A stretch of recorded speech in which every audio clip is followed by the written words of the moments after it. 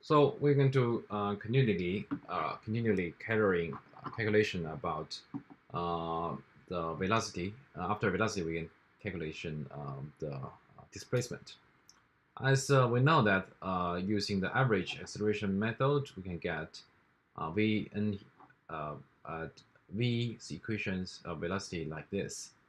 Because of we're using the average of acceleration, we get vn as constant value and the average acceleration and t.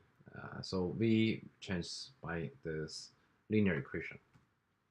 Thus, to integrate to displacement by accumulate the acceleration together, use this equation directly instead of this, and we can find out the displacement equations by constant dn and vn with the t. Okay, this is very simple math.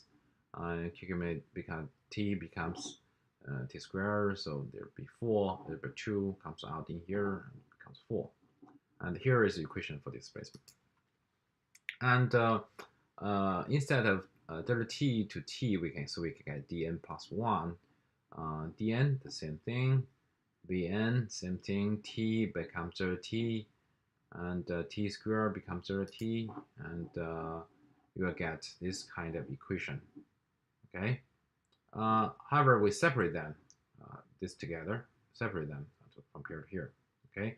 We give another quarter of n plus 1, half n plus 1 in here, so we can get this part out. Get this part out. From 4 becomes half quarter, but left this behind like this. Okay. So how about acceleration method?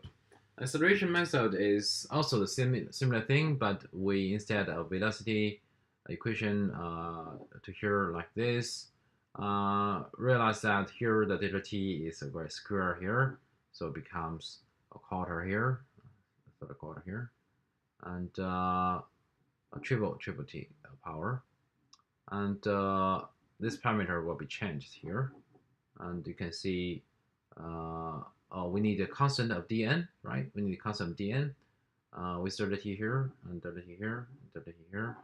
So we get dn plus 1 equals dn plus vn delta t and half n delta t squared plus 1/6 for n plus 1 minus an delta t squared here.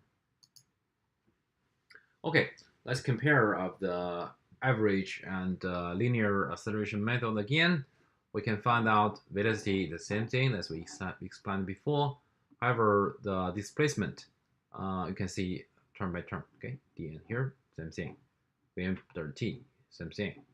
Half n delta t squared, same thing here. Oh, only this part is different. Okay, other part is the same thing. So why are we writing this like this? Because this is an incremental of the acceleration. So Newmark summarized these two methods that we can calculate the acceleration by this velocity by this equation, no problem. Later we calculate displacement using this equation, but with beta, and we're delta n plus 1 with n plus 1 minus an. When the acceleration method, average acceleration using, we just choose beta equals 1/4. And when we use linear acceleration method, we use beta 1/6.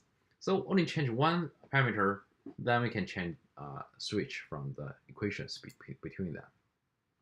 And next, we're going to talk about how to accumulate that equation later.